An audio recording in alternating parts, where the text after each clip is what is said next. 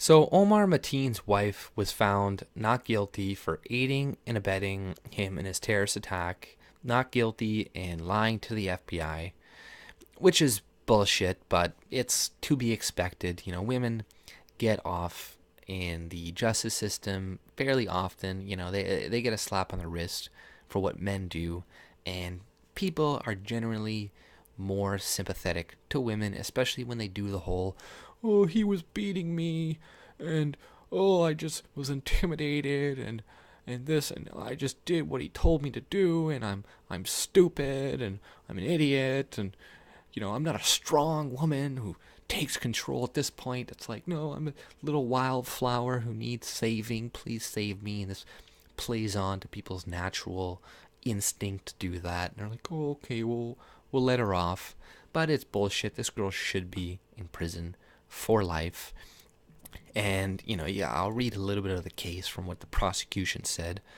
But the prosecutor said that she knew that her husband was heavily armed when he left the house in a rented van the night of the shooting, and she later told the FBI that he was going to do something bad. So she knew he was going to do something bad the night of the shooting. She could have called the police. That could have prevented the murder of like 50 people. So right there, she was aiding and abetting a fucking criminal.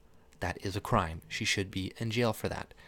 And her defense, but her lawyer said that the statement was made under duress by a physically abused woman who had a low IQ and was easily intimidated. She was tired after a long interrogation by the FBI and signed a confession because she feared that she would lose custody of her young son, the defense said. So, she must have a low IQ if she thinks that signing a confession to a crime is going to get you your kid back, because what that does is just going to put you in jail for 24 years or for life. So it's like, yeah, that's why I guess her defense said she had a fucking low IQ, because you would have to be extremely stupid to make that move. But that's also not a defense anyways, because if that were the case, what are you going to let all these people out of prison? Because if you look at the IQ of people in prison, it's not like these people are geniuses. A lot of these people are probably in the 80s, 90s, maybe lower. So what does that mean? They're not responsible for their actions anymore? It's like, no, you're still responsible for your actions, unless you're like retarded or something. She did not take the stand to testify as well during the trial. So that's another red flag. If you do not take the stand to testify, it's a good chance, because your lawyer's like, yeah, don't go up there and testify, because you're gonna like give yourself away. Now that's not always the case. Just because somebody doesn't want to testify on the stand does not mean that they're guilty. But if you are guilty, the best thing you can do is not go on the stand. Then the prosecutor said that she and Mateen scouted locations for possible attacks and went on an 11-day spending spree before the shooting, buying guns, ammunition, jewelry, and electronics to equip him and give her financial security after his death. So, yeah, she definitely knew about it. During a pre-trial hearing, investigators said that she initially told the FBI that she had no idea what her husband was planning, but later testified. Salman said that the week before the shooting, she and her husband were driving past the Pulse nightclub when he asked, "How upset are people going to be when it gets attacked?" So, she's changing her stories to the FBI, to the police, giving different stories one day and different to another day. So that is a crime as well, right there. Lying to the FBI multiple times, especially about such an important case. And, she admitted again that a week before this time, not just the day before, a week before, that she, had some knowledge that he was going to attack the Pulse nightclub. And another really interesting thing is that the trial produced several revelations. Prosecutors said that Mateen originally intended to attack Disney World using a gun concealed in a baby stroller, but changed his mind after seeing police at the entertainment complex. So what does this tell you? Guns are a deterrent. He chose a gun-free zone to go and kill a lot of people. So this was the deterrent. So what does this tell you? This means that we need more guns, not less guns. These people will get a handle, a hold of guns, whether you like it or not. So the best thing we can do is just fucking arm people. But nonetheless, this decision was complete bullshit, and it shouldn't have happened. If it was my way, she would be in jail, probably for the rest of her life. But we live in Western countries where our judicial systems treat women like they're children, and they are consistently going to get let off the hook. They always want to be treated just like men until it comes down to situations like this. Then it's like, no, don't treat me like this. I don't want to be treated like this. Don't treat me like a man. So yeah, it's kind of annoying, but it's you gotta kind of expect it. And another thing is the FBI. Just this case is just another example how the FBI fucked up, dropped the ball, and allowed a lot of people to get killed. The Omar Mateen, his father, was an FBI informant for 11 years before this, and Omar Mateen was reported to the FBI multiple times saying that he was going to do some terrorist attacks, and then the FBI stopped looking into him. And we can infer from that it's because the father told the FBI, okay, lay off my son.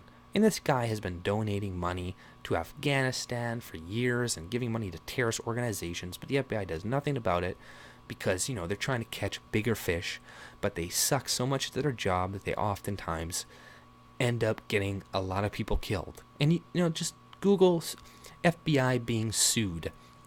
A lot of people, they get sued a lot because they get a lot of people killed. They kind of let events play out that they could have prevented, and then you see the results. And it's not until years later often that we find out. And, I don't want to sound conspiratorial, but it's like 9/11 and shit.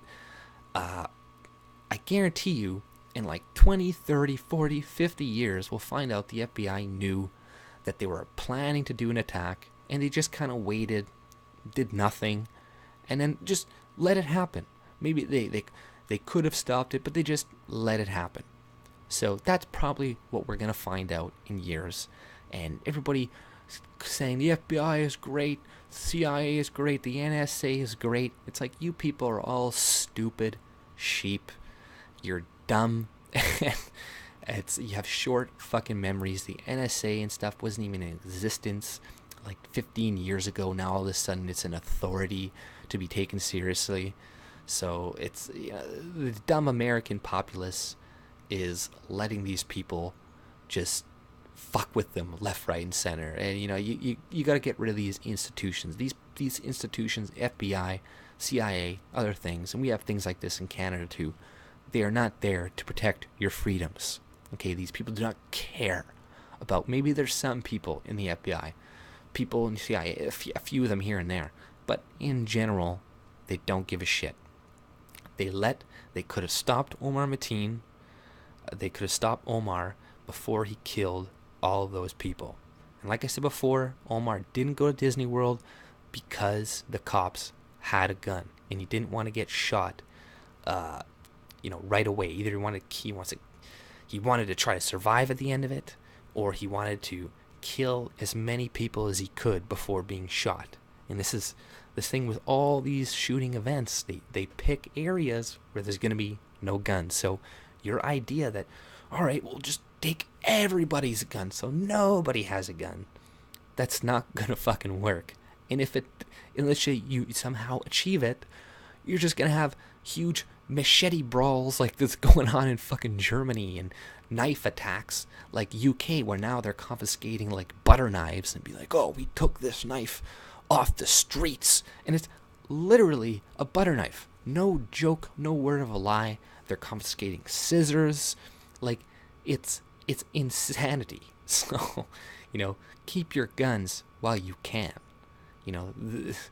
Don't let them take away that right. That is freedom of speech, and the Second Amendment in America is the most important rights, because with those two first rights, you can keep all of your other ones. You can fight to keep them. But without those first two, you're kind of fucked. Your government can do whatever the hell it wants. It can trample all over you. And, it can let terrorists off the hook like this, and you can bitch and moan all about it, but you won't have any power to do anything about it. But that's all I pretty much had to say. If you like my content, subscribe and have a good day. See ya.